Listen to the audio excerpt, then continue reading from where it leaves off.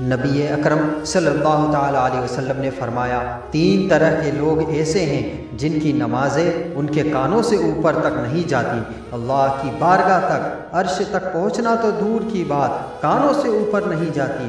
3 قسم کے لوگ ہیں۔ ایک تو حضور فرماتے ہیں بھاگ جانے والا غلام، اس دور میں لوگ غلام خریدتے تھے، جو بھاگ گیا اس کی نماز کانوں سے اوپر تک نہیں جاتی۔ دوسرا فرمایا ایسی عورت اس حال میں رات گزارے کہ اس کا خاوند اس سے ناراض تھا تو اٹھ کے تہجد پڑھے یا عبادت کرے یا صلاۃ اللیل پڑھے، اس کی نماز اس کے کانوں سے اوپر تک نہیں جاتی۔ تیسرا فرمایا ایسا امام جو زبردستی امامت کرائے اور لوگ اس کی امامت کو قبول نہ کرے، پسند نہ کرے، ایسے شخص کی نماز بھی اس کے کانوں سے اوپر تک نہیں جاتی۔